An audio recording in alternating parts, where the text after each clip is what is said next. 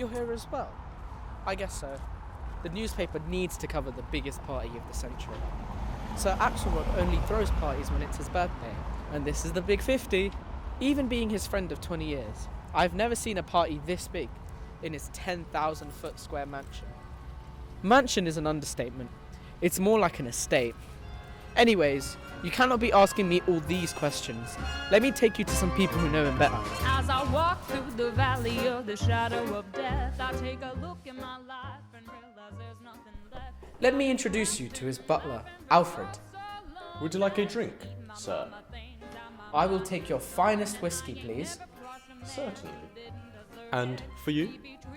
He wants some information on Sir Axelrod and his life for the newspaper. Well, Sir Axelrod is a genuinely nice man and has treated me well over the past 30 years I have been working for him. He can be very tempered at some points though. Don't I know? As a young man, I did not know this until I accidentally dropped his whiskey in front of his business partners.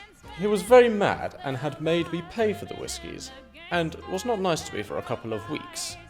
It took a couple of months to pay all of that whiskey off, and from that day, I made sure that everything was done carefully with no mistakes.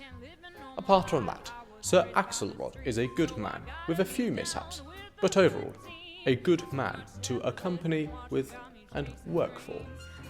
Well, that was genuinely nice of you, Alfred, because Lord knows you've had your fair share of anger from Axelrod. But nonetheless, thank you very much for the drink.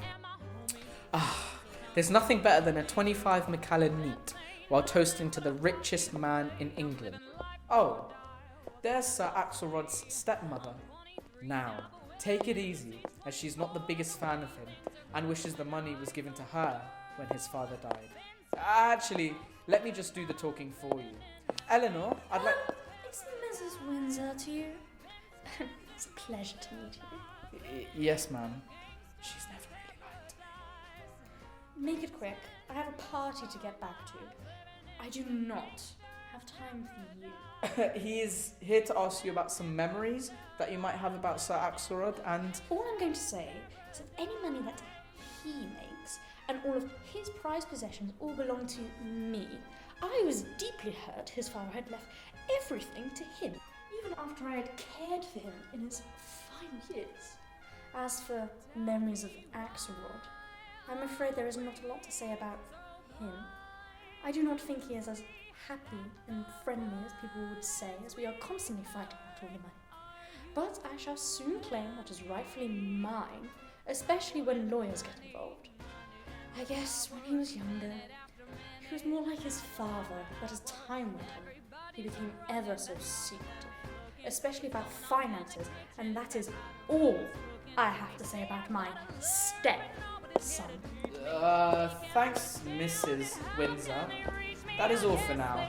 Best leave I it. guess they won't, I guess they run, that's how I know my life is out of a love fool.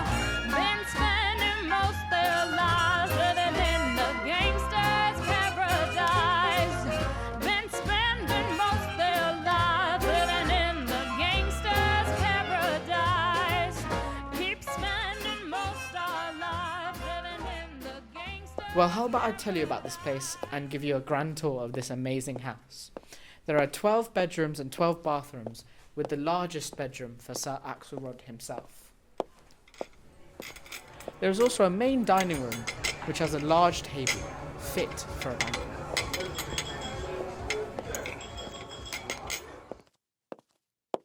This is the lounge room, where there is a fireplace, and where me and Axelrod spent hours at a time with our cigars and whiskey, and talked about current affairs. Speaking of which, I could do with a cigar right now, so I will take you to the garden. Keep spending most our lives living in the gangsters. 100 square feet with tennis courts and a lovely pool. It is also where we'll meet one of Sir Axelrod's best friends. Florian, my good man, how are you? By God, is that you, Mr. Head of the Police? Oh, stop it. I haven't seen you since the retreat a couple months back. Hard at work, are we? Yes. Well, the company is worth a lot more now, so I must keep going if we were to get to Axel's level.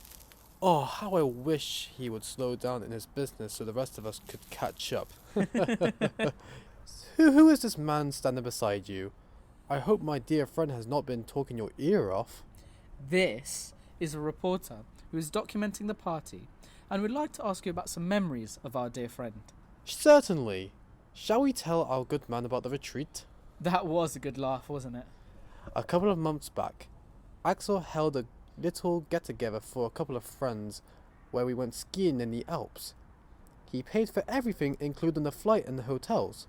I remember how nervous you were, as it was your first time on the ski slopes. I was not that bad, was I? You were worse. Didn't you fall off though while you were trying to race with Axel? No, I am certain he pushed me. I was ahead and all of a sudden, he was right behind me and then pushed me so he could win. It must have been an accident. I don't think so. He pushed me and that caused me to injure myself. Anyways, I hope that was what you were looking for because I need to talk to the man of the hour. Thanks, Frederick. Anyways, I'm done with this. Shall we go back inside and continue with the rest of the tour? Come with me inside the kitchen. In here, there are many cooks and servers that all cater to Axelrod's needs. They are equipped with the finest tools of their trade and are prepared to make any dish you ask for.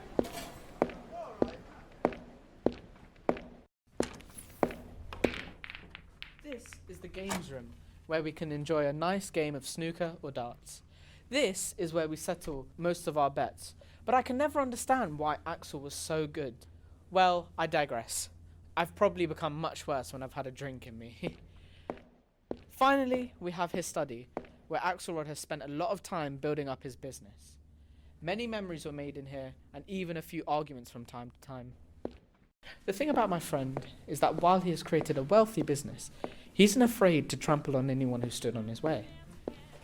This includes me. However, you do not become a successful man without pushing past anyone who stands in front. That's how he is. Anyways, that is it for the grand tour, where I must leave you for a second as I'm needed elsewhere. I'll leave you in the main room, where you may want to enjoy other people's company. Goodbye, my friend. It has been a pleasure. Excuse me, stop right there. Are you a reporter? I'd love to be interviewed for the newspaper. I can't believe the police officer didn't start with me. Anyways, I'm Violet, Axelrod's wife, and I didn't think I needed an introduction. You must know who I am, right? For God's sake, that copper. Anyways, it's a pleasure to meet you. I assume you want some information on Axelrod, but first I want to tell you about my life. I came from nothing, but when I first laid eyes on Axel, I knew that he was the man for me. We went on a few dates and got married a couple years later, and while there is an age gap, I can truly say that he is the best husband I could ever ask for. Anyways, enough about him.